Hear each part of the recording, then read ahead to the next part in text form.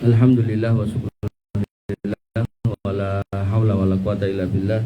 Salatu wassalamu ala rasulillah wa ala alihi wa sahbihi. Rabbi sholli wa yassir li amri wa hlul 'uqdatam min lisani yafqahu qawli.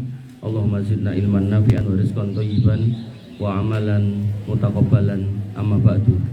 Ibu-ibu yang dirahmati Allah, alhamdulillah, puji syukur tentu kita haturkan selalu jasa kehadirat Allah Subhanahu wa taala atas limpahan nikmat yang kita terima, wabil khusus nikmat iman Islam yang selalu kita jaga. Dan bentuk penjagaan yang paling utama, Allah mengatakan wa tazawwadu fa inna khairaz zadi taqwa, maka berbekallah dan sebaik-baik bekal adalah takwa, dan sebaik-baik takwa adalah di atas ilmu. At-taqwa ala nuri minallah, di atas cahaya Allah, dan cahaya Allah itu adalah ilmu, dan ilmu yang dimaksud adalah ilmu yang menggunakan Al-Quran dan Sunnah dalam mempelajarinya, dan disampaikan di tempat-tempat yang baik yang kita kenal dengan majelis ilmu. Ibu-ibu yang dirahmati oleh Allah Subhanahu wa taala, karena tema yang diberikan ke saya bebas, tema yang asik, maka pada pagi hari ini saya membawakan tema, yaitu pembahasan tentang dua hal yang mungkin jarang kita dengar, tapi nyata-nyata ada di dalam Al-Quran dan hadis. Yang pertama yaitu ghulul. Ada yang tahu ghulul? Nek kula gulam, nek niki ghulul. Ada yang tahu? Hadiah 100.000 ngacung. Perane sing ngerti nawari hadiah. Yang pertama yaitu ghulul, yang kedua yaitu riswah. Riswah tahu riswah? Kiswah. Namanya kiswah.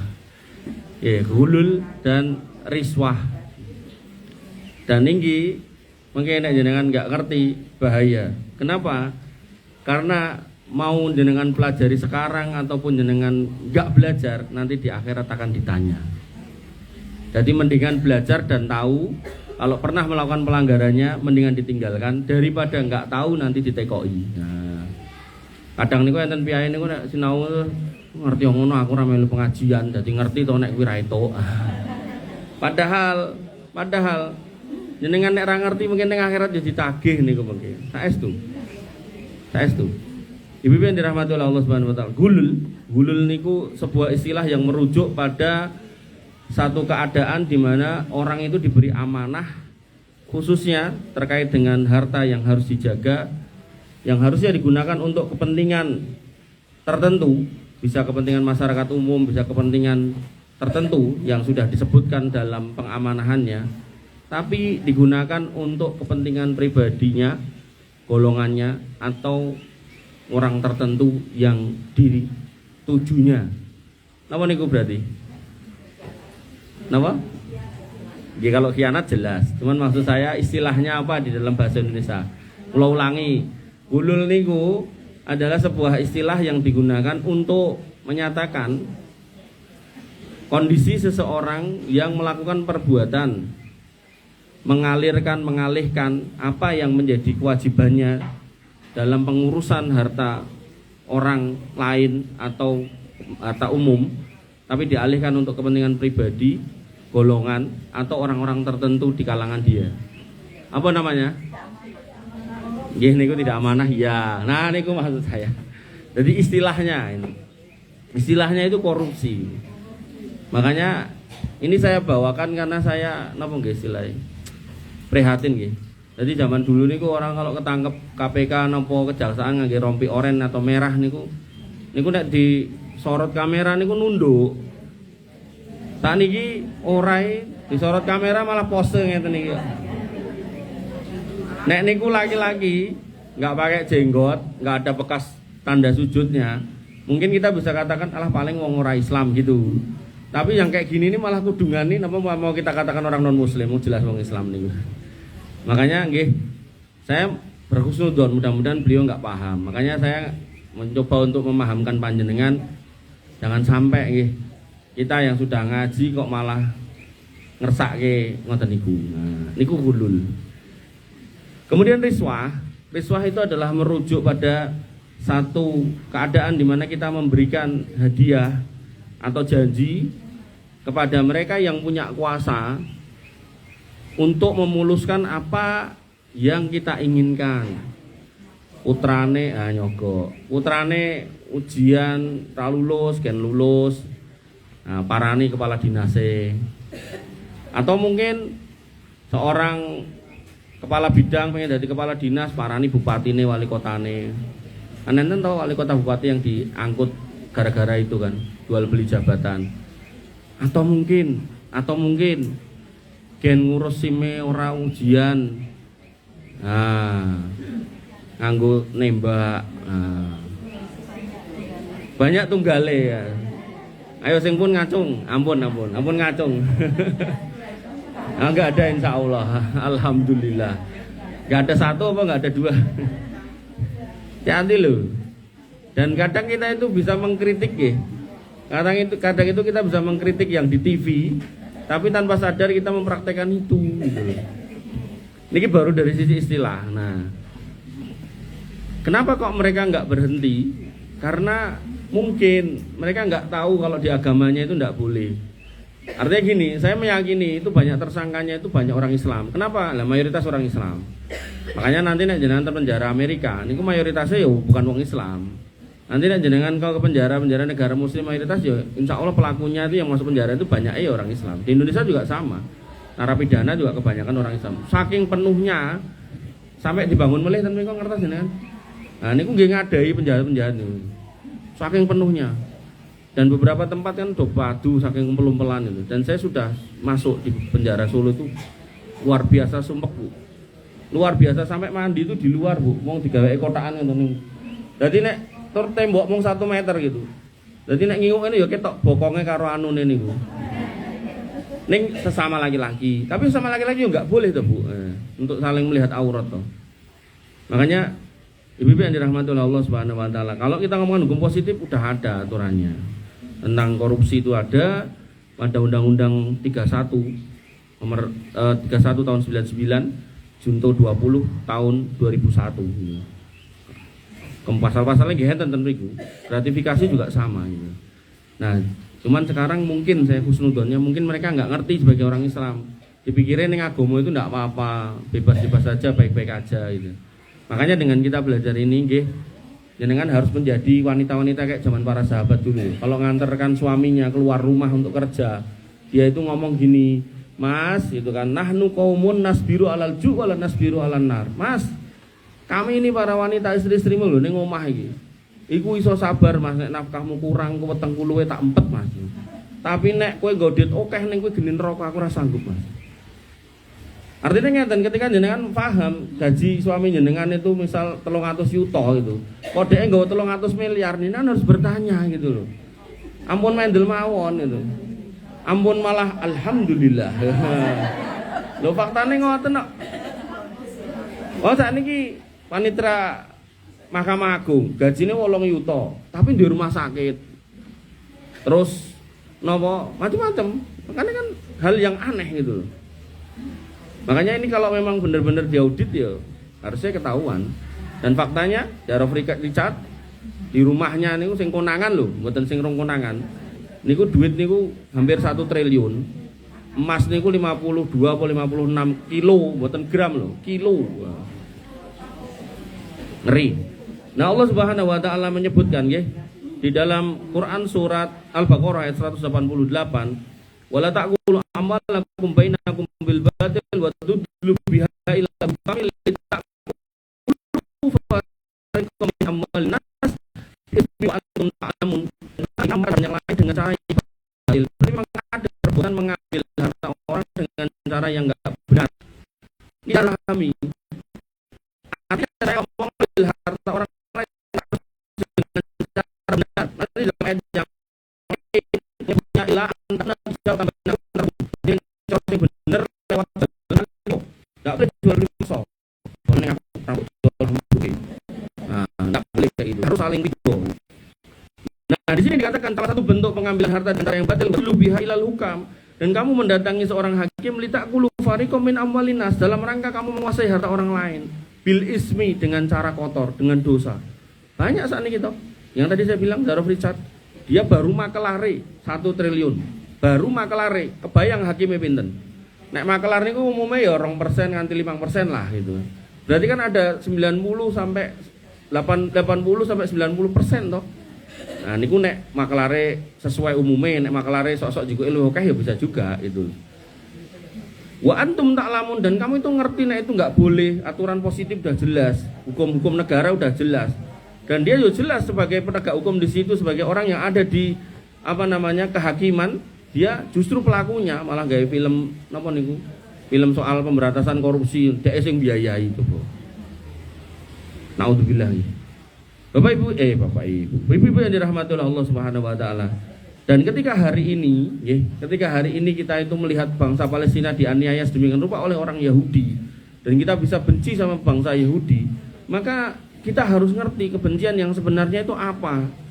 Apakah kepada bangsanya? Oke. Tapi jangan lupa ada kebencian yang harus kita juga eksistensikan dalam diri kita, yaitu apa? Jangan niru-niru sikapnya gitu. Anyel karo wong Yahudi ning kelakuane kaya wong Yahudi.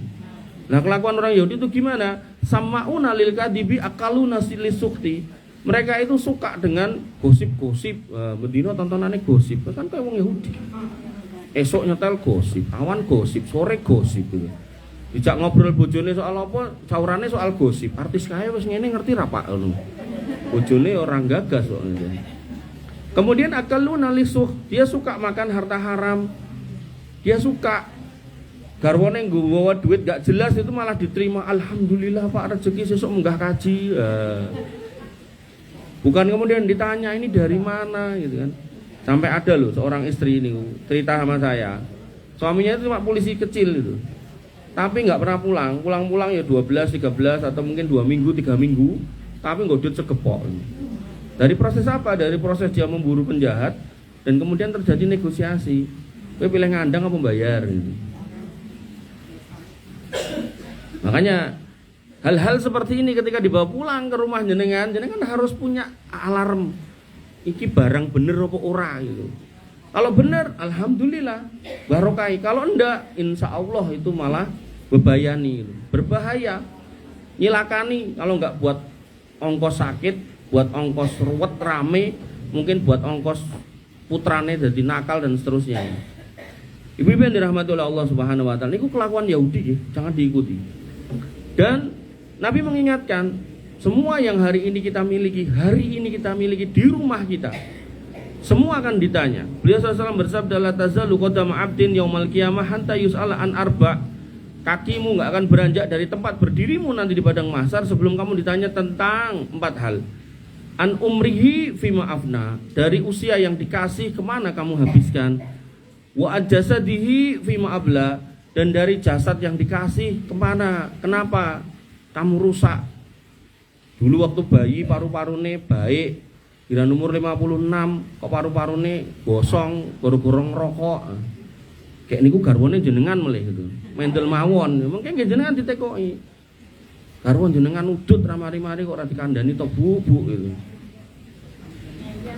Ngeyel, oke. Padahal wong lanang niku lho, manute jane karo bojone timbang karo mboke. Ora ngandel. Wong niku mang mesemi, mang masake sing enak, terus mang jakten.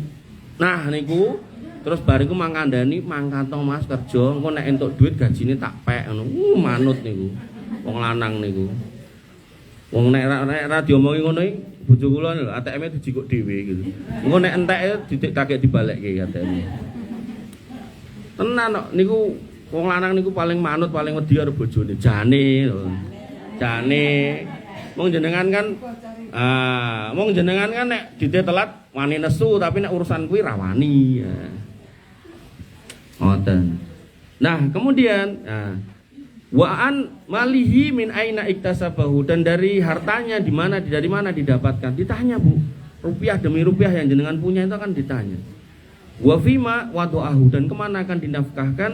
Kemudian yang terakhir wa'an ilmihi madza amila fihi, dan dari ilmunya maka kemana dia gunakan, diamalkan untuk apa. Ada orang yang pinter nggo minteri wong, ada orang yang pinter ning nggih minterke wong. Nah, yang pertama itu tercela, yang kedua itu yang baik. Makanya ibu-ibu yang dirahmati oleh Allah Subhanahu wa taala, Nabi mengingatkan harta itu kalau sumbernya dari barang haram, cara-cara yang haram. Jadi nggak harus haram niku, nggak harus daging babi, daging anjing, homer, nggak harus gitu. Termasuk cara-cara yang haram.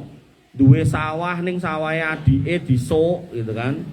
Duwe omah, ombo ning ombo mergo nggeser patoke tanggane gitu-gitu. Itu juga nggak boleh gitu kan. Nabi mengingatkan innahu la yadkhulul jannah lahmun nabada min suhtin. Nggak ada ceritanya daging yang bisa masuk surga kalau tumbuh dari harta haram.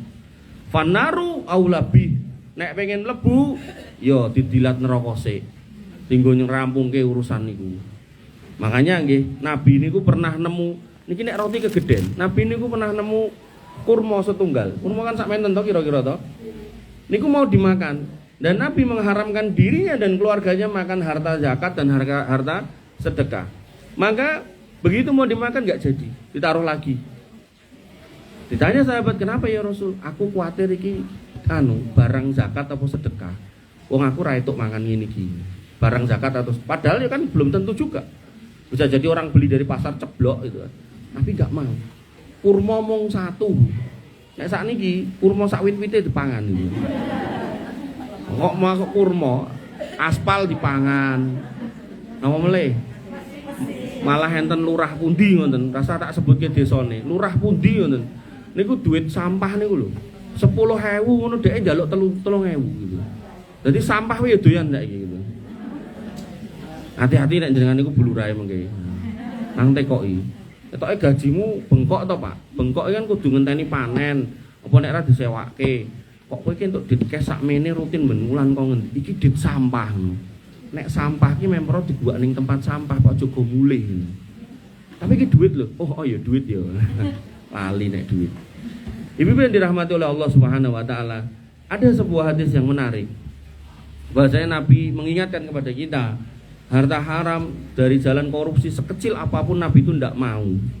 Dari Ummu Habibah binti Irbad, dari bapaknya, bahwasanya Nabi SAW pernah mengambil bulu. Bulu pun di bulu, renek bulu. Enten sedotan, ambil tunggal, bu pilih. Nah niku tunggal mawon. Panjenengan saged tunggal mawon. Panjenengan saged bayangke segede apa gitu loh. Iki nek sementen kok kean. Wulu niku kira-kira sementen. Ning ampun bayangke wulu kelek napa-napa. Jadi zaman dulu niku laki-laki niku nek perang ngangge baju perang. Terus di baju perang niku enten wulu sing ditelusuke, nggih tondo, kae sapa. Termasuk Hamzah bin Abdul Muthalib niku dimasukkan di sini bulu merak kalau nggak salah, merak atau elang itu. Makanya ketika Hindun sebelum masuk Islam itu kan saudara-saudaranya dibunuh sama Hamzah dalam perang, ya marah gitu kan, marah anyel, terus ngomong sama budaknya yang tukang nombak, pinter nombak, titis gitu kan, kowe nek iso ngeneki Hamzah mati tak bebasno. Nah, akhirnya bisa kena Hamzah padahal mukanya tertutup segala macam tertutup mergo napa ke ngadoh niku ketok wulune niku. Nah, pada saat itu ada setumpuk harta yang didapat dari peperangan, harta perang. Nah, belum dibagikan. Di antara harta perang itu ada bulunya. Bulu tak sekali lagi ampun wulu-wulu niku lho ya, tapi wulu sing berharga, wulu merak napa-napa ngoten. Nah, Nabi kemudian mengambil dan mengatakan anna Rasulullah SAW kana ya'khudu al-wabarah min fai'illahi azza wa jalla. Nabi mengambil satu bulu dari harta rampasan perang yang belum dibagikan dan bersabda, mali min hadza illa mithla mali ahadikum illal khumus. Aku gak berhak duweni iki nek iki rong didumke. Niki Nabi lho, presidene lho, komandane lho. Orang jikok dhewe kan nggih saged to. Tapi beliau mengatakan apa? Aku ra duwe hak senajan iki siji iki nek urung didumke. Ayo, sinten nek korban nggo kresek jikok dhewe? Padahal mboten enten alhamdulillah. Sok-sok ibu-ibu niku lho, kon sangu lading, sangu kresek bareng niku. Gowo dhewe. Nun? Oh yang jauh sana nggih, alhamdulillah. Alhamdulillah. Nah, Nabi mengatakan seperti itu. Jatahku itu humus. Humus itu 1/5 bagian atau 20%. Dan Nabi mengatakan wa huwa mardudun fikum, engko pun nek kuwi aku entuk tak dungke ning kowe kabeh. Karena Nabi itu tabiatnya kalau punya harta selalu dibagikan. Sampai Nabi itu pernah masih memegang harta zakat atau sedekah emas segede niki, itu Nabi itu sholat enggak usuk. Buru-buru, arti Nabi senajan sholatnya buru-buru niku nggih tetap sholat yang sahih. Nek kita kadang sholatnya suwe tetap ra khusuk gitu kan. Nah, Nabi buru-buru karena mengingat ada yang belum tak bagikan. Makanya ibu-ibu yang dirahmati oleh Allah, Nabi pun mengatakan aku ora nduweni hak nek iki rong didom. Senajan jatahku engko 20%, kan kathah itu. Nek kita kan aku njikuk sik, engko potong jatahku kan ngoten. Padahal Nabi mencontohkan enggak, selama belum dibagi enggak, kan.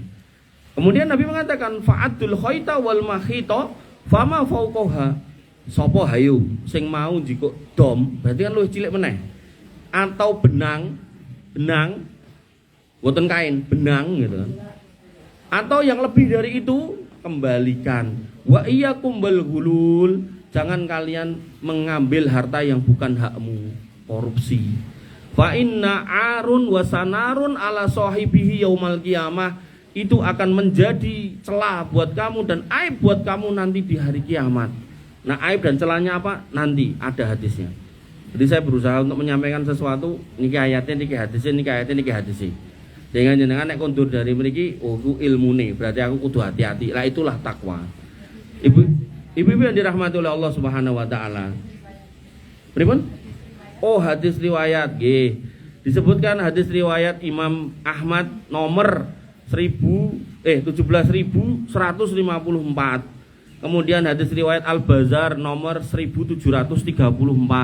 Kemudian hadis riwayat At-Tabrani dalam Al-Ausat nomor 2443. Wah, ustaznya hafal, mboten mau cotok lho. Ra hafal. Pripun? At-Tabrani dalam Al-Ausat nomor 2443. Nah, kemudian tadi udah disebut kalau korupsi itu berkhianat, benar. Makanya Allah menyebut pada Quran surat Al-Anfal ayat 58, innallaha la yuhibbul khainin. Allah tuh tidak senang sama para pengkhianat, tidak suka. Nah, dan bentuk ketidaksukaan ini diaplikasikan oleh Nabi sehingga para Nabi nggak ada yang korupsi. Makanya di depan tadi saya bilang ini perkara sebenarnya ada di dalam ayat, di dalam hadis. Tapi orang Islam malah nggak pernah tahu, bahkan malah banyak yang melakukan pelanggaran, khususnya di Indonesia ini, gitu. Bahkan dari level bawah sampai level atas. Kenapa? Karena merasa sanksinya terlalu ringan. Makanya Allah menyebutkan tentang kelakuan akhlak para nabi. Tidak ada pernah mereka mau mengambil harta-harta seperti itu. Quran surat Al-Imran ayat 161, Allah berfirman, wa makana linnabiyyin ayyahul. Tidak ada ceritanya nabi itu korupsi, tidak ada. Bahkan tadi Nabi mengatakan wulu si jiwa aku orang. Wa may yaglul ya'ti bima ghalla yaumal qiyamah. Siapa yang kemudian berani korupsi, maka barang itu akan menghampiri dia, mendatangi dia nanti di hari kiamat. Dan tadi Nabi mengatakan menjadi celaan dan hinaan buat dirinya. Summa tuwaffa kullu nafsin ma kasabat wa hum la yudlamun. Dan apapun yang kamu bawa pulang, di mana itu jalurnya nggak benar, semua akan kamu pertanggungjawabkan, tidak ada yang didolimi. Makanya hari ini, nek dulu mereka itu ngambil hartanya, harta negara, dialirkan ke dirinya dan keluarganya dan teman-temannya. Kemarin yang diambil niku nggak cuman yang negara, nyenengan itu, napa? Pertalit diomongke pertama, gitu. Nah itu yang mundut pertama kan semua orang nih dari tahun 2018 sampai 2023, 5 tahun. Dan niku korupsi paling gede niku nek di total niku setahun niku sekitar 180-an triliun. Niku nek 5 tahun niku hampir 1000 triliun. Oke banget pokoknya. Nah, maka ibu-ibu yang dirahmati oleh Allah Subhanahu wa taala, bentuk palunya seperti apa? Dijelaskan oleh Abu Hurairah, beliau pernah berkata, qama fina Nabi sallallahu alaihi wasallam fadzakarul ghulul fa'addomahu addoma amrohu. Nabi SAW pernah berdiri. Nabi itu kalau udah berdiri berarti ini omongan penting. Nanti nek bersumpah berarti omongannya tambah penting lagi. Nanti nek munggah mimbar ku ya termasuk penting gitu kan. Nah, Nabi kemudian berdiri dan kemudian fadzakarul ghulul, menjelaskan tentang korupsi, fa'addomahu, dan menyatakan besarnya perkara ini, wa'addoma amrohu, dan menegaskan kalau ini perkara yang sangat besar. Faqala, dan beliau mengatakan, la ulfiyanna ahadakum yaumal qiyamah, ojo nganti lho kowe mengko ning hari kiamat teko ketemu aku ala raqabatihi syatun laha sugoon, di bahunya, di punggungnya ini mikul wedhus, wedhuse ngembek-ngembek, bengok-bengok. Cara kon meneng wedhuse ya moh. Padahal manusia semuanya kumpul. Enggak lagi ada tembok, enggak lagi ada rumah buat sembunyi, semuanya terbuka. Kok tiba-tiba di antara orang yang berdiri ada yang mikul wedhus. Dan itu sudah difahami oleh banyak orang pada waktu itu, nek DE waktu hidup nyolong wedhus. Carane piye? Carane piye? Mboten kurban kok sambil dhisik. Salah satu caranya. Salah satu caranya. Ya, mungkin ya ada juga yang ngambil kambing, ya ada juga mungkin. Kemudian ala raqabatihi farasun lahu hamhamatun. Ada juga yang mingkul, enggak cuma wedhus, mikul kuda. Dan kudanya ngringi, cara kuda wonten niku lho. Terokke Mas, moh gitu. Yaqulu, kemudian mereka berdua mengatakan, ya Rasulullah, agisni, ya Rasul, nyuwun tulung. Fa'akul, aku ra iso nulungi, iso aku mung jawab la amliku laka sayan. Aku ra iso nulungi kowe, Bro. Qad ablaghtuka. Biyen kan wis tak jelasno, apa kowe ra nggugu. Wa ala raqabatihi ba'irun lahu ruwaun. Ada juga orang yang mikul unta dan untanya juga mengeluarkan suara unta. Ruwaun niku suarane unta niku. Piye Mas? Mboten ngertos. Yaqulu, kemudian Nabi pun, kemudian orang itu pun mengatakan, ya Rasulullah, agisni, ya Rasulullah, agisni, tolong aku. Fa'akul, tak jawab, la amliku laka sayan qad ablaghtuka. Aku ndak iso nulung kowe. Kowe mbiyen tak jelaske ning kowe bandel. Wa ala raqabatihi somitun, dan ada juga yang mikul emas dan perak di lehernya. Berarti nyolongnya duit. Termasuk sing tadi 52 kilo tadi. Ya penakno Mas 52 kilo untuk ning dunya, kok ning akhirat mungkon 52 kilo dipikul mboten, Bu. Nabi mengatakan orang yang mencuri tanah sejengkal niku akan dikalungkan 7 lapis bumi nanti di akhirat. Itu bisa satu jengkal ditarik ke bawah 7 lapis, atau mungkin bumi sak gede bumi ini kon nggo kalungan nggih saged. Artinya ukuran yang kecil itu akan dilipat gandakan. Jadi nek niki 52 kilo Zarof Richard niku, niku nek engko ning akhirat dikalungke ya mboten 52 kilo, iso wae 52 juta ton nggih saged gitu. Gulune ceklek wis ben gitu kan. Fayaqul, dan dia pun mengatakan, ya Rasulullah, agisni, ya Rasul, tolong aku. Fa'akul, dan kemudian aku jawab, la amliku laka sayan qad ablaghtuka. Aku ndak mampu nolong kamu. Dulu aku sudah ngabari, itu ndak boleh kamu ngeyel. Au ala raqabatihi riqaun, ada juga yang mikul kain tahfikun, kainnya saking dawane nganti goyang-goyang. Enten mboten? Nah niki lho sing lagi dicekel kejaksaan niku lho, bose Sritek lho. Oh, jadi Nabi ngomongnya 5.500 tahun yang lalu, kejadiannya saat ini ten Indonesia. Nah ini kan dia tahu kalau kreditnya nggak bisa dicicil. Nabi itu sama bank-bank tertentu yang dia baca kelayakan kreditnya nggak olah tapi tetap diloske. Jadi itu napa? Nek hukumnya niku white collar crime. Apa niku? Penjahat kelas kakap, levelnya berdasi, berkerah putih. Jadi mboten level kita, mboten. Nek level kita sing kresek wau gitu kan. Jadi ini level orang bikin data palsu gitu kan, bikin rekomendasi palsu, cair duit berapa triliun. Nah, terus akhirnya ra iso nyicil. Terus dia menyatakan pilot, minta dinyatakan pilot, padahal sejak awal dicairkan dana itu jane nggak layak itu perusahaan itu dapat kredit sebanyak itu. Cara memper ya sak miliar wis ngono kan. Tapi kan ya jenenge wong rakus supaya gelem nek mung sak miliar. Ya enggak mau toh. Nah, tentu yang nyairkan ya ketut. Kenapa? Lah karena dia bikin rekomendasi palsu, ngoten. Makanya di daerah Ponorogo atau mana itu kan ada kredit fiktif BRI gitu kan. Polisinya mengendus, ini pemalsuannya sejak Capil. PNS Capile geger gitu kan, nangis-nangis ngarepe bupati nih gitu kan. Maka hal-hal seperti ini jenengan harus jeli nggih. Jangan sampai itu nanti menimpa keluarga-keluarga kita. Wong agama sudah melarang kok. Bayakul, dan orang itu pun mengatakan, ya Rasulullah agisni, ya Rasul tolong aku. Fa'akul, kemudian aku jawab, la amliku laka say'an qad ablagtuka. Aku tidak bisa tolong kamu, aku sudah jelaskan kepadamu kalau itu tidak boleh. Hadis riwayat Imam Bukhari dan Muslim. Imam Bukhari nomor 3073, Imam Muslim nomor 1831. Ibu-ibu ning kene jos pokoke. Makanya kemudian nggih kesolihan kita jenengan sholat, jenengan puasa, haji, umroh itu baik, hebat. Tapi juga harus sinkron dengan urusan yang satu ini. Jangan sampai kesolihan panjenengan, kesolihahan panjenengan itu jenengan nodai dengan keberadaan harta-harta haram. Makanya ada sebuah riwayat menarik tentang orang solih tapi kemudian gak jadi solih gara-gara dia ngambil barang haram. Dan barang haram yang diambil bukan ngomongkan 52 kilo, enggak. Barangnya sepele. Abu Hurairah bercerita, iftatahna Khaybar.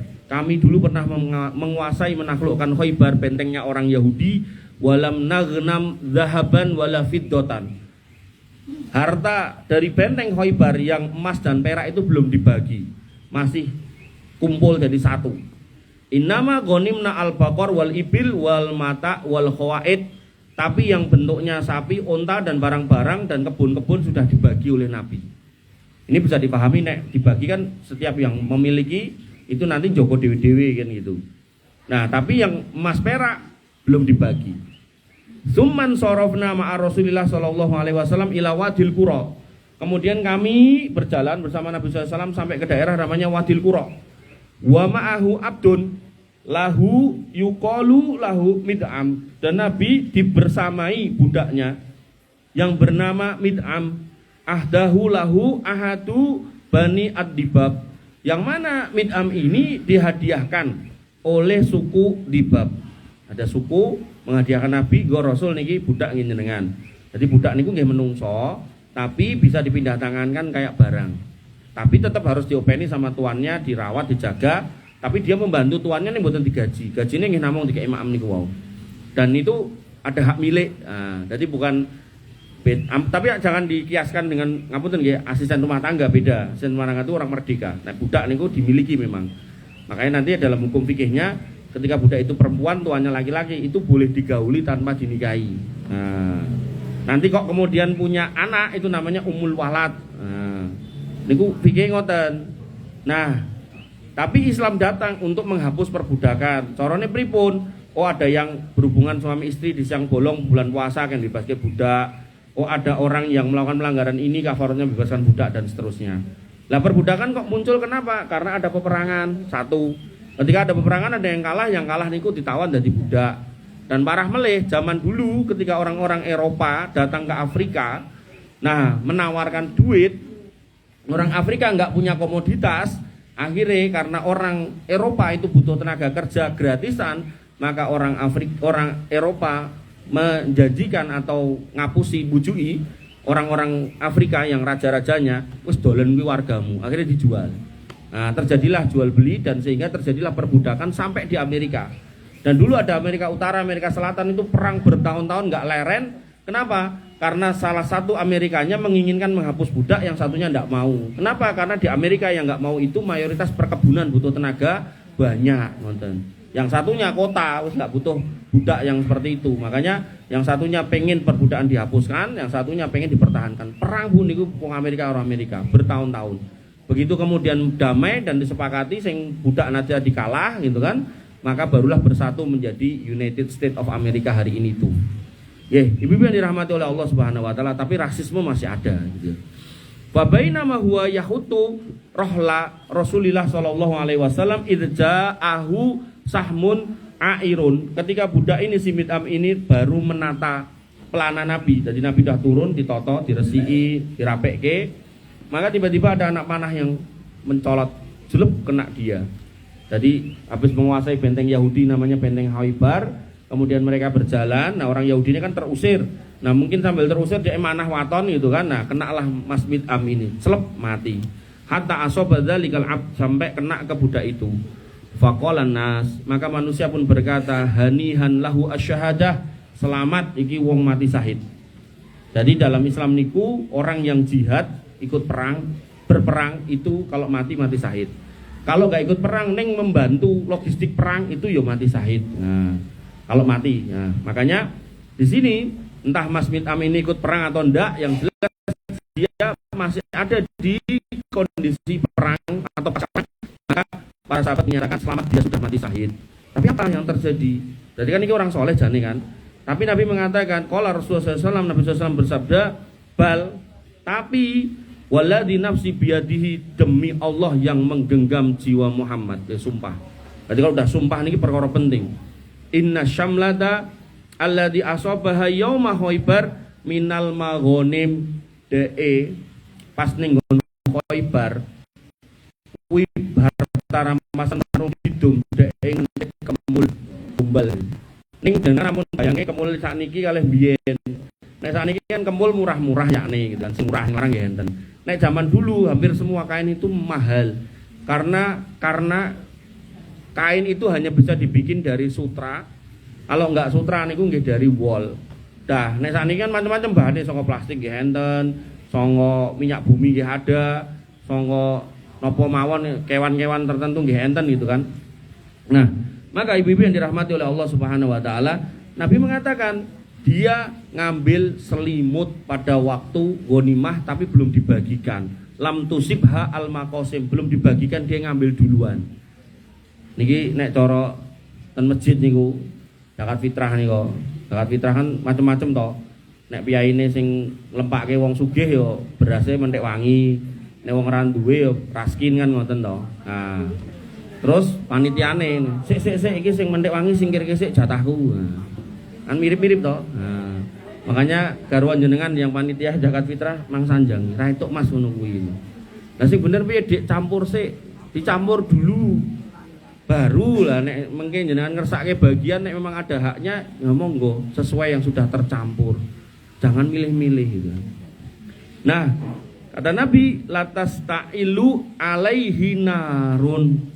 Maka kemulnya itu nanti di hari akhir kata Nabi SAW dinyalakan jadi api dan nggo kemulan DE. Berarti niku kan mboten ten surga nek ngoten niku, ten neraka to. Lah sampai kapan ya? Sampai pertanggungjawabannya selesai tentunya. Lah niku berapa lama? Ndak tahu saya gitu. Faja'a rajulun haina sami'a dzalika. Begitu Nabi mengatakan itu, ada laki-laki yang datang. Dik. Kemudian dia mengatakan dengan membawa min sirokin au bisirokaini, dengan membawa satu tali atau dua tali sendal. Jadi zaman dulu niku sendal niku nggih ngisorane tok ngeten iki. Nah enten taline kok sendal jepit niku lho Bu. Persis ngono.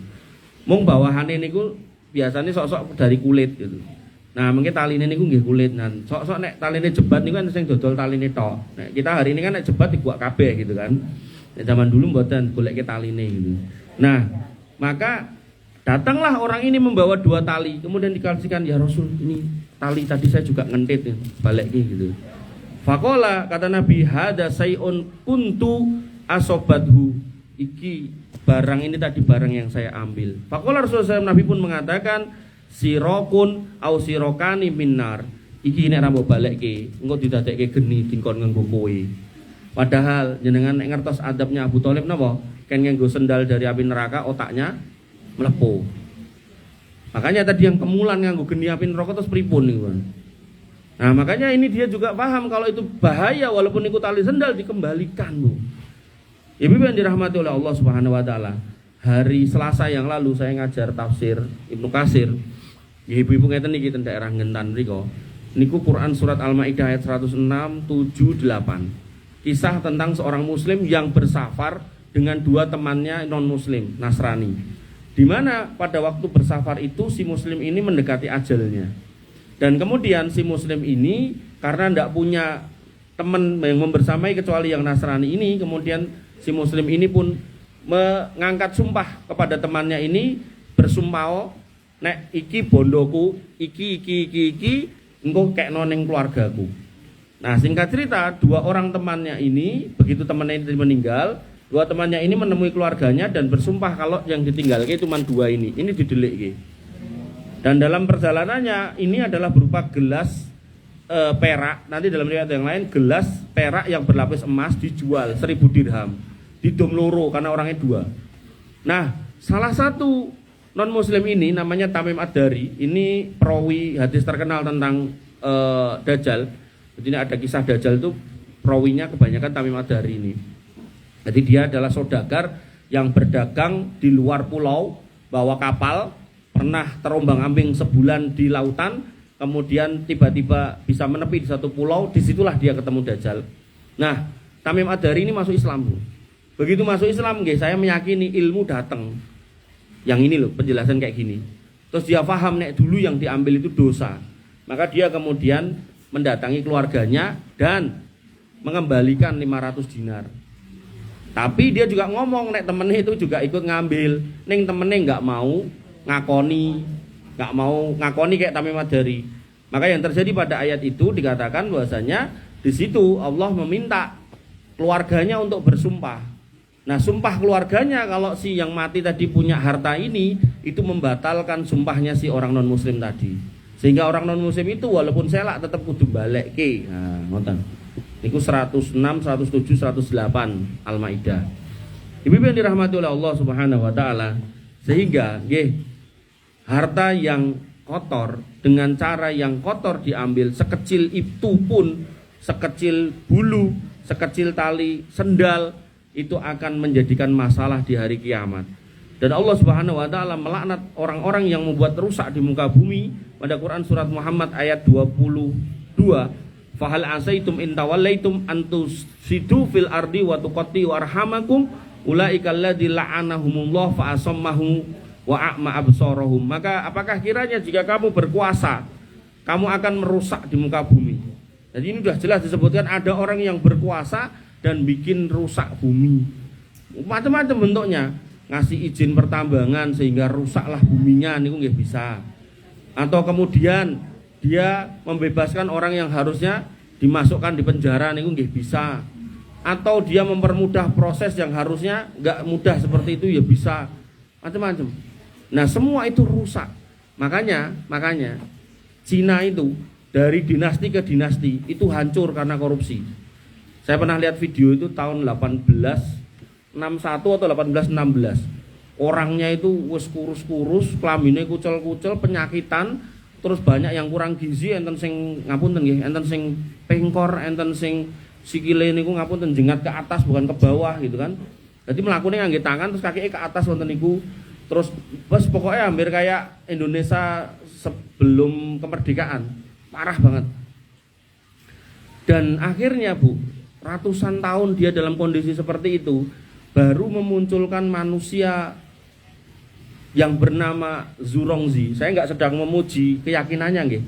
Saya sedang memuji prinsip hidupnya.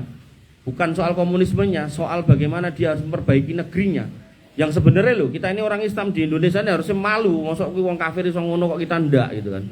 Nah, bahwasanya si Zhurongzi ini lahir di 19 tahun sudah 1900-an, saya lupa tahun berapanya.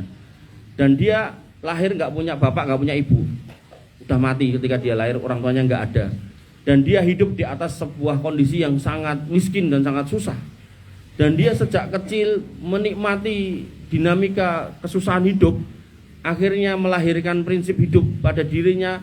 Nek aku mengko dadi pejabat, aku kudu dandani negaraku iki. Satu orang itu toh.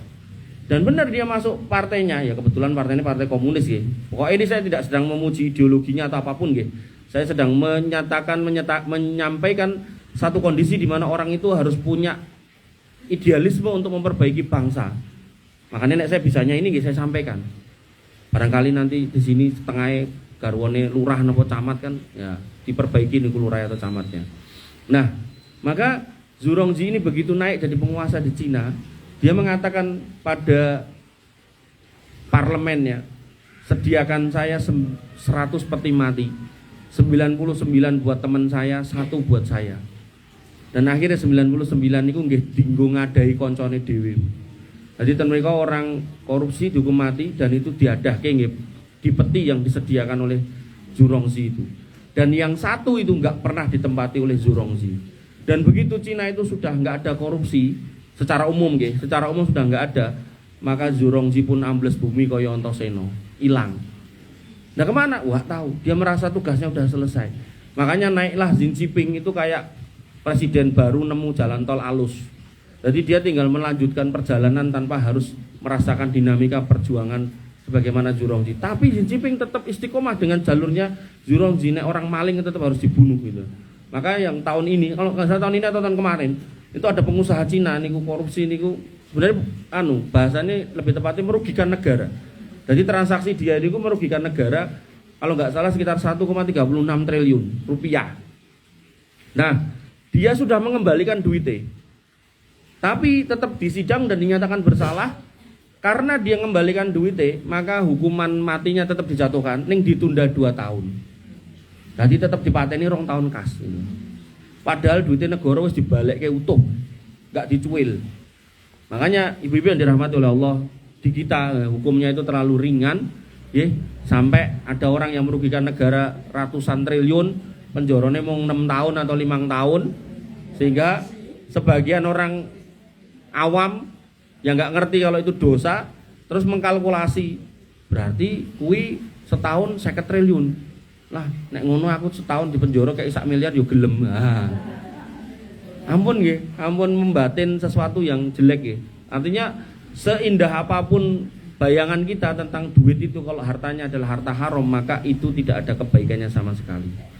Ibu-ibu yang dirahmati oleh Allah Subhanahu wa taala. Kemudian dalam riwayat yang lain Nabi menyebutkan bahwasanya terlaknatlah orang-orang yang menyuap atau yang memberikan suap. Nabi bersabda la'anallahu al-rasi wal murtasi. La'ana Rasulullahi ar-rasi wal murtasi. Rasul melaknat orang yang memberi suap dan menerima suap. Jadi jenengan ngekei salam tempel nggih mboten angsal, jenengan nampi nggih mboten angsal. Ngoten. Artinya nek jenengan ajeng ngurus-ngurus napa sing kedah diurus mawon secara prosedural yang memang harus diurus. Nggak usah nyari jalur cepet, jalur napa mawon. Wis bismillah gitu kan. Dan iki Bu, materi ini nggih pelan-pelan saya sampaikan di Balai Kota Surakarta. Kula dinesen Surakarta Bu. Oh ini kartu kula nih. Oh. Napa? Saya izin kok. Ya kan kalau izin, kalau nggak izin ya korupsi lah. Saya izin kok. Pak izin Pak ngisi pengajian. Oke. Oh, atau bos saya nonton kok gitu. Saya izin Bu gitu. Dan saya jangan amplopnya kan saya nggak mau. Ya toh? Ini jangan sok gawani ya. Jane rasa digawani yo wis ben enggak apa-apa. Oke, ibu-ibu yang dirahmati oleh Allah. Ini yang bisa saya sampaikan. Nggak usah banyak-banyak, nanti tidak jenengan malah buyar fokusnya. Intinya korupsi sama gratifikasi dalam Islam tidak boleh, haram mutlak, tidak ada khilaf ulama di dalamnya. Nek sing nganti khilaf ya ulama ra cetha ya an itu berarti. Wong ayatnya jelas, hadisnya jelas kok. Sesuatu yang jelas, kalau Nabi mengatakan al halalu bayinun wal haramu bayinun. Nek halale wis jelas, haramnya jelas ya wis to gitu. Wa bainahuma mustabihatun, nek enggak jelas lah baru itu subhat. Artinya jelasnya apa sih? Ada ayatnya yang mengharamkan, ada dalilnya mengharamkan. Itu udah jelas itu. Maka jangan sampai katakan itu enggak jelas kalau udah jelas kayak gitu. Dina dadak teko ayam miduran halal ora. Nek pemilik wis ngomong nek minyak babi ini jelas haram toh. Tapi kan bentuknya ayam. Lah kan dhek nganggo minyak babi. Lah kan kuwi kremes tok. Lah pertanyaannya apa wajahnya beda kan gitu. Artinya dengan kondisi itu barangkali jenengan adalah customer setianya terus dia pengen tuku ya, berarti jenengan sih enggak jelas gitu kan. Lah pemilik udah bilang tak goreng nganggo minyak babi. Walaupun dia ngomong napa kremes tok. Pertanyaannya apakah jenengan menyaksikan nek wajahnya beda? Satu. Kemudian yang kedua, apakah jenengan menyaksikan kalau wajahnya sing beda itu bener-bener istiqomah dinggo beda? Kan sosok gantian loh. Oh iki wajah nggo ayame anu lagi reget nganggo wajah nggo kremesan gitu kan bisa jadi. Nah maka hal-hal seperti ini kalau udah jelas ngapain jenengan tetap loyal ke sana? Lah enak kok. Nah itu sudah bagian dari syahwat kita gitu. Artinya kalau kemudian niki sudah jelas kok ngapunten tetep ada kaum muslimin yang melanggar ya sudah tahu konsekuensinya kok gitu kan. Nah, terus mengke enten masjid tertentu candai ngerti ngono aku rasa ndak ngrungokke pengajian mau. Nah, tadi di depan saya sudah jelaskan jenengan ngertos hari ini atau enggak di akhirat tetap ditanya. Kan tadi di depan 4 hal jenengan enggak akan pindah kaki jenengan sebelum ditanya. Salah satunya harta itu dapat dari mana dan kemana kamu nafkahkan. Pun jadi mendingan saiki ngerti hati-hati timbang ra ngerti sok ben malah ciloko kan gitu. Ngoten nek orang beriman bertakwa ngoten niku. Ada yang mau ngejak rame? Silakan. Kalau enggak saya mau ngantor. Monggo. Sudah terjadi misalkan terus misalkan pernah ada yang membawa kresek tadi itu gimana caranya supaya untuk bilang gitu loh terampuni bisa itu gimana? Oke, sampun? Siap. Kalau memang itu bentuknya adalah barang orang lain yang kita bawa dan kita bisa menakar mengkalkulasi jumlahnya, maka sebaiknya dikeluarkan sejumlah itu disedekahkan, tapi jenengan nggak dapat pahala sedekahnya karena itu harta yang dijadikan untuk mensucikan dosa kita. Makanya ada seorang ustadz ekonomi, ustadz yang sering menjelaskan tentang ini gitu kan. Ya, saya berguru mengambil ilmu dari beliau juga gitu kan. Itu beliau pernah ditanya sama seorang pedagang jam. Jadi dalam Islam niku memalsukan merek itu ndak boleh. Makanya jane nek wong Islam ngerti niku aturan macam-macam undang-undang iki ora perlu. Tapi yo gandeng wong Islam dhewe yo ora mudeng agamane kadang yo terus perlu aturan itu untuk ditegakkan biar orang itu saling menghargai hak satu sama lain. Nah, ada pedagang jam niku gayane ngimpor jam dari Cina. Nah, jame ranek merek terus dimereki Seiko, dimereki Casio, dimereki Citizen napa istilahnya? KW, gitu. Sering tau jenengan. Nah, namanya tasnya nih, tasnya KW napa mboten niki. Pokoke paling aman ya nganggo tas kresek niku wau. Nah, KW to. Nah, tanya ke Ustadz itu, Ustadz saya jualan jam KW, apa hukumnya? Ustadz itu dengan tegas mengatakan haram. Jadi dia S1, S2, S3 ekonomi. Nah, ini yang saya ikuti sejak beliau itu S1, S2, S3 ekonomi syariah ini. Haram. Terus beliau bertanya lagi, cara tobatnya gimana? Kamu hitung. Sejak kapan kamu jualan jam KW? Terus berapa duit yang kamu dapat? Kamu kalkulasi. Dihitung, Bu, petang miliar. Terus ini sudah saya hitung gimana? Ya keluarkan duitnya, sedekahkan. Jadi saya harus jual rumah. Ya jual kalau kamu memang pengen selamat dari api neraka. Omahnya dijual. Terus habis itu tanya lagi dia. Jadi nek pengusaha niku tekoke nganti komplit. Jangan cuma tanya ngoten tok terus baru ki nesu. Jangan. Terus solusi saya buat saya gimana gitu. Solusi buat kamu, tetap datangkan jamnya. Mereknya jangan disamakan dengan merek yang ada. Bikin merek dhewe. Nah, contoh piye? Tadi toh Seiko kan udah ada toh. Nah, digawe merek dhewe saiki ya enggak apa-apa. Ya toh. Misal Casio gitu kan, apa? Casio nganggo K, enggak apa-apa gitu loh. Atau ada merek Nike, ya, Nike niku toh, ditulis Nike, ya, terus niku nyoret ngeten diwalik, misal ngeten gitu kan. Ngoten. Dan jenengan nek paham urusan masalah branding, sebenarnya loh ya, jenengan ketika mau membangun merek jenengan sendiri, kemudian di situ ada kualitas, sekali lagi ada kualitas ya. Akhirnya customer jenengan muncul loyalitas. Nek loyalitas mesti digoleki. Makanya daripada jenengan capek-capek jiplak mereke wong liya, mayokke mereke wong liya atau jenengan gawe merek racet to mendingan gawe mereke dhewe barangnya diperbaiki, orang akan loyal. Nah, loyal customer ini kalau jenengan rawat itu akan menjadi potensi keuangan besar di waktu yang akan datang. Tinggal jenengan terjemahkan ini dalam bidang apa silakan. Dalam bidang jilbab monggo gawe jilbab sing apik nek dienggo adem. Dadi nek wah pokoknya aku anggar nganggo jilbaban merek saiki kae. Kuwi rasane kaya enek AC-ne ning jerone kan dereng enten to jilbab ngoten niku to. Sing enek anggar jilbaban dadak dipas-tipas gitu kan. Atau aku nek nganggo sepatu merek Nike kae Nike kae mlaku 5 kilo rasane kaya mlayu monggo. Artinya itu jenengan bangun sendiri kalau emang itu kualitasnya ada, orang akan loyal gitu loh.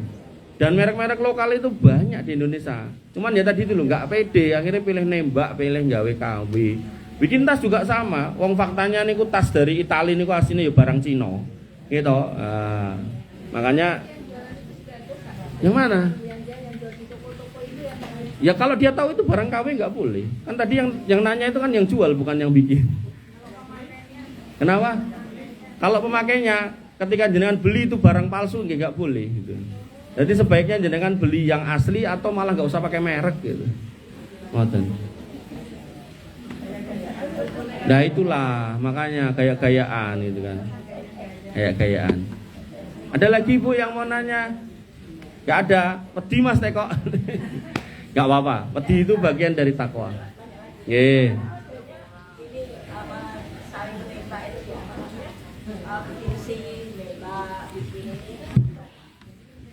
Saling menembak. Allah mengatakan tentang saling menembak. Apa? Allah berfirman, wa kadzalika nuwalli ba'dadh-dhalimina ba'dhum bi ba'din. Seperti itulah aku akan jadikan pemimpin untuk kamu ya modelannya kayak kalian. Ketika kalian saling nembak, saling suap di bawah, saling sogok di bawah, ya wes kowe yang ada itu adalah pemimpin-pemimpin yang dia juga menerima itu. Makanya di TV itu loh nyata-nyata bose Antam, Pak Presiden naik sama menteri-menterinya naik. Ikut dilungi Mas Batangan. Presiden wis emoh karo menterinya dijiko. Tapi sama presidennya wis balik ke. Nah, itu nyata loh di depan TV kelihatan. Makanya yang kayak gitu-gitu hadir jangan semata-mata salahkan mereka. Itu hadir karena kita dari bawah kayak gini itu. Jadi ada dua pepatah yang jenengan harus pahami, ada dua filosofi yang jenengan pahami. Anak itu lahir dari orang tuanya. Sepakat toh nih gitu. Sehingga pepatahnya buah itu nggak akan jatuh jauh dari pohonnya. Jenengan nek duduk di bawah pohon mangga, ampun ngarep-arep sing ceblok duren. Enggak mungkin. Tapi yang namanya penguasa itu lahir dari rakyatnya. Ketika rakyatnya modelnya kayak kita, yang tadi biasa ini biasa itu, nembak segala macam, ya udah lahirnya kayak gitu. Mereka itu anak-anak kita aslinya. Dan mungkin kita itu enggak lebih tua dari mereka. Mereka itu hasil buah dari kita yang hidup. Ayatnya pun cetok, mau kemana kita kalau udah ayatnya udah cetok. Makanya ibu-ibu yang dirahmati oleh Allah, memperbaiki negeri ini doakan. Yang kedua, rubahlah kita. Kalau jenengan merubah diri jenengan, apalagi misal garwan jenengan itu ada yang memegang jabatan atau kekuasaan tertentu, kebijakan, kemudian mereka berjalan di atas koridornya, insya Allah Bu. Jadi di balai kota niku, bosku nonton lagi. Ini kok enten Bu, satu sekda itu tidak mau Bu nerima apapun, tidak mau. Salam tempel, salam opos, pokoknya moh gitu. Walaupun dia dikenal sama anak buahnya ini paling galak itu, kayak swangel kayak juga opo emoh itu. Tapi dia dikenang dengan penuh kehormatan. Kebaliknya sing angger titik-titik njaluk, pelek akhirnya mau nggo sangu loro sangu mati gitu kan. Gak berkah saestu. Makanya jenengan harus paham harta itu antara keberkahan dan jumlah. Ada sebuah kisah menarik. Ada dua kisah. Ini kita saya nonton nama tadi. Masya Allah. Ada dua kisah. Nah, lagi contohnya loro delalai. Yang pertama namanya Urwah Al-Bariki, seorang sahabat Nabi. Nek sahabat Nabi berarti berguru sama Nabi. Urwah Al-Bariki ini murid yang baik. Nabi mengatakan, wah Urwah, enten yang punya duit koin, pinjem, bukan minta, pinjem. Nah, koin, sak-sak ewen. Nek mboten enten mungkin kula ken ngayal. Nggih, setunggal mawon Ibu. Nah, zaman dulu kan enten duit koin niki nggih 500-an. 500 kuning niku lho. Nah, niki kan rodok gede, 500 kuning kan cilik. Nah, zaman dulu, zaman Nabi, nek zaman dulu yang tadi saya bilang zaman kita, ada 500 kuning yang kecil. Zaman Nabi niku enten duit dinar. Nek sakniki ngersake jenengan ten antam enten bisa di duit dinar niku. Nah, Urwah Al-Bariki diberikan oleh Nabi SAW duit 1 dinar. Wah Urwah, iki tukokno aku wedhus siji. Nyuruhnya 1. 1 dinar itu 4,25 gram emas. Dan ten antam nggih tesih 4,25 gram emas. Nah, Mas Urwah niki pinter nawar, dibeto ten peken. Dengan cara nawarnya yang pinter, akhirnya dia dapat 2 kambing. Niki mang bayangke wedhus nggih. Nah, sanes roti. Digowo mulih, dituntun mulih. Ning tengah dalan enten sing ngersake, Mas Urwah tak tukune siji entuk ora. Boleh. Jadi dia selain pinter nawar, dia juga pinter nawake ya, pinter menawarkan. Jadi dia marketing hebat berarti. Nah, Ditawake nek gelem siji sak dinar. Lah ngopo kok sak dinar? Niki tambahan kula. Ra nek susuke. Wong jenenge wong nawarke kan kalimatnya sak-sake, sing penting mboten ngapusi gitu. Nah faktane yo ra nek susuke wong dhek cuma dikasih 1 wis nggih bayar to, ra ndedit to. Kan kanteng sok enten bakul ngoten niku to. Anu mboten enten susuke niku karepe yo nggih PN gitu. Nek asine enek jane. Nah nek niki mboten wong 4,25 gram mas sok. Ya wis nyoh dibayar sak dinar. Niki wedhuse ilang nggih. Jadilah wedhus 1 dan duit meleh. Niki kira-kira Bu, nek kula tekoki sak niki sing iso dikantongi wedhuse apa duwite? Duwite genah wedhus gede. Kantongi to. Nah. Mas Urwah menghadap Nabi. Ya Rasul, niki kambingnya. Niku nek wong sak niki sing dikeke wedhuse apa duwite? Wedhuse berarti duwite ora berarti. Urwah Al-Bariki karena ngaji sama Nabi, ya Rasul niki kambing jenengan niki duitnya. Nabi yo kaget. Loh, wah, kowe mau tak kei duit kon tuku wedhus kok saiki wedhus mbok kei duit mbok kei karepmu piye gitu. Nek wong Jawa mriki kan ngoten niku cara ngomong. Kira-kira ngeten ya Rasul. Dek wong jenengan paringi setunggal, kula niku pun pundhuke kalih.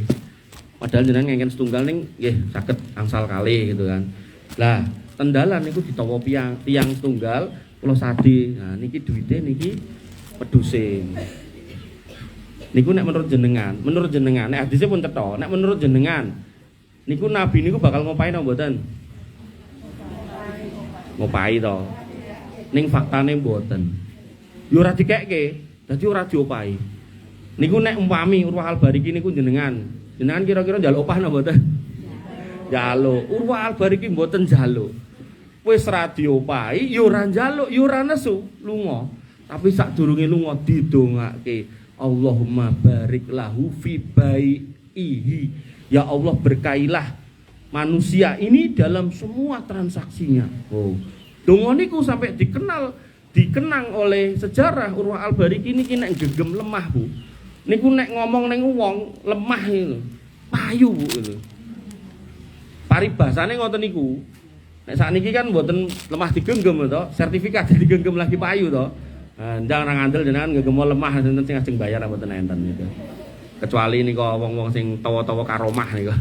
Nah, kembali ke sini, niki Urwah Al-Bariki, Bu.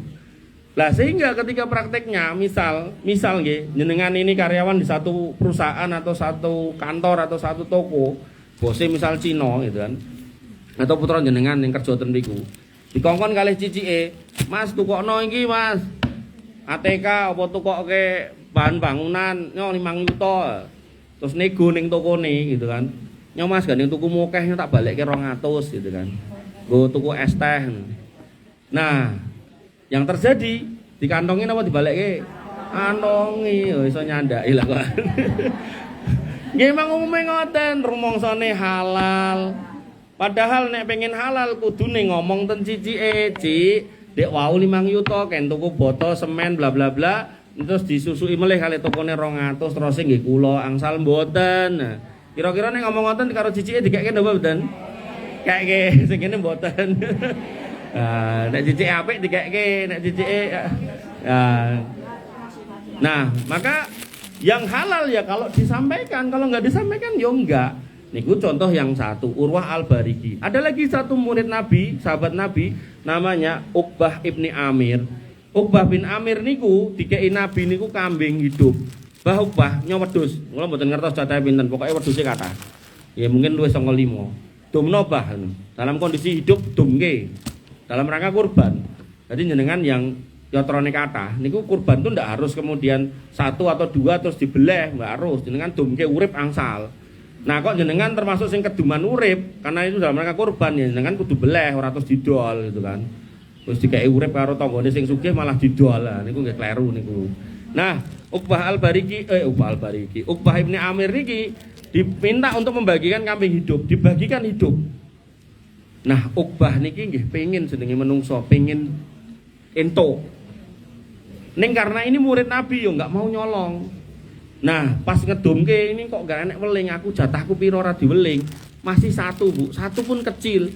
Kemudian Uqbah bin Amir mengatakan kepada Rasul, "Ya Rasul, kambing sudah saya bagikan, niki tinggal setunggal, pripun?" Ya ora njaluk, niki kula pek ngoten nggih mboten. Bahasane niki masih 1. Nek cara Nabi mengatakan dumke, ya dumke. Tapi Nabi pun juga mungkin paham maksud dia itu apa. Kemudian dohi anta bihi, kuwi nggo kowe ning nggonen kurban yo. Nah, nggih. Nek jenenge nggo kurban kan bisa dimakan dengan keluarganya kan ngoten to. Niku. Jadi nek jenengan ngersake niku wau, mang minta halalnya sama pemimpinnya tadi. Makanya kula sampai mriki nggih pun izin ngoten. Nek mboten diizinke kula WA ngapunten kula mboten saged. Pun, enten meleh pertanyaan.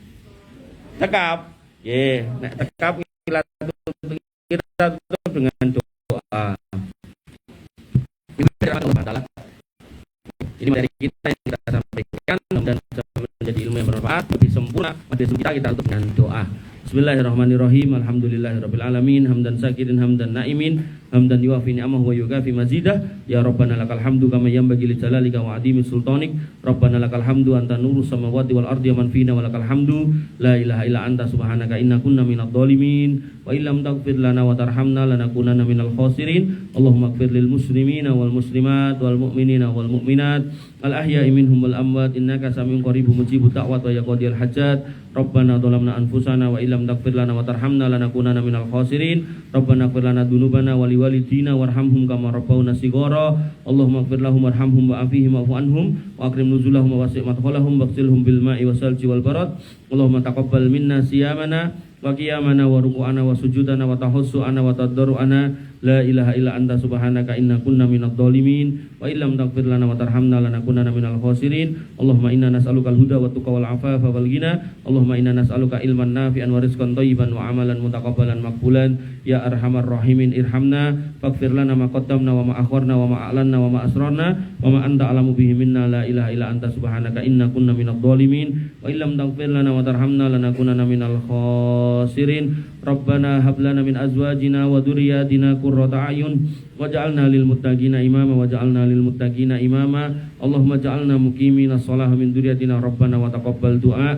Allahumma ja'al hadzal baladan aminan mutma'innan warzuq ahlahu minas samarati wajnubna wa banina an na'budal asnam. Allahumma aminna fi awtanina wa aslih a'immatana wa wulata umurina. Allahumma aslih auladana wa aslih azwajana wa aslih asdiqana wa ikhwanana wa akhwatana wa aslih asatidana ya arhamar rahimin irhamna. Rabbana hab lana minas solihin. Rabbana hab lana minas solihin. Rabbana hab lana minas solihin wajma'na fi zumratil muwahhidin wa adkhilna jannatika jannatin na'im ya arhamar rahimin ya dzal jalali wal ikram.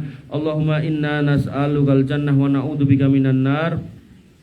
Allahumma inna nas'alukal jannah wa ma qarraba ilaiha min qawli wa amal wa na'udzubika minan nar wa ma qarraba ilaiha min qawli wa amal. Ya hayyu ya qayyum bi rahmatika nastaghits aslih lana sa'nana kullahu wa la takilna ila anfusina tarfata ain. Allahumma kfina bi halalika an haramik wa aghnina bi fadlika amman siwak ya ghaniyyu ya hamid. Allahumma aksir amwalana wa aksir auladana wa barik lana fi ma ataitana ya arhamar rahimin ya dzal jalali wal ikram. Allahumma asfi mardana waqdi duyunana wa ya muqallibal qulub tsabbit qulubana ala dinik wa ya musarrifal qulub sarrif qulubana ila taatik. Rabbana atina min ladunka rahmah wa hayyi' lana min amrina rasada. Rabbana atina ma wa'atana ala rusulika wa la tukhzina yaumal qiyamah innaka antas sami'ud du'a innaka la tukhliful mi'ad. Rabbana atina fid dunya hasanah wa fil akhirati hasanah wa qina adzabannar wa qina adzabannar wa qina adzabannar wa qina adzabannar. Wa akhiru ta'wana alhamdulillahi rabbil alamin wa sallallahu ala nabiyyina Muhammadin wa ala alihi wa sahbihi wasallim ajma'in. Akhirul kalam. Assalamualaikum warahmatullahi wabarakatuh.